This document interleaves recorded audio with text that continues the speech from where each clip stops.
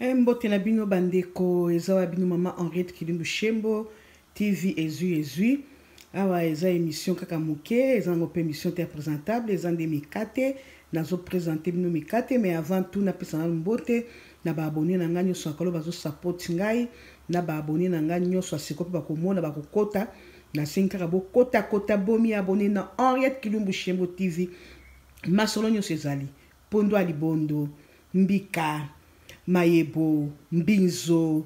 pepe supu ya mbisi, pepe supu ya nyama, pepe supu ya taba, nyama kotumba, mbisi ya kotumba ya piodi, nyonso ezali bandeko oyo ezali nde kaka présentation, ezali nde commande ya mikate oyo babengi babiso babenga yango mandazi na Swahili, na epte na lingala ezali nini, na epte na français ezali nini, ezaka ya mikate, tokobenga kaka mikate, nde nazosala de présentation nango, tosalaki na farine, levure, sukali na miliki, tobeti pate bindo kola pate ya mapande toko katango na bambeli yango wana tokolakisa ngo mbala sima ndenge basalaka oyo ezaka pona publicité tant tosali boye tobimisi résultat ya mikate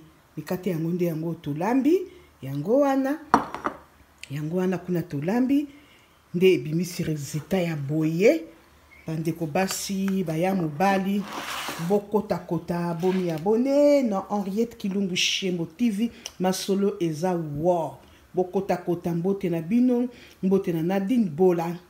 na papi Bola na bana nyonso mbote na Omoi Angélique na mobali na Emmanuel Dombasi na Katia Irlande. Ok,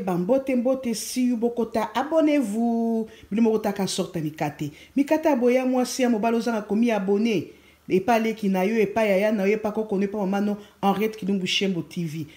bokota bana mai bokota baninga bokota famille bomi abonné na Henriette Kilimbu Shembo TV bokolanda suite nango na ko banda ndenge na banda ki bandeli ndenge na sali pat bokomona ngo ezaka publicité abonnez-vous.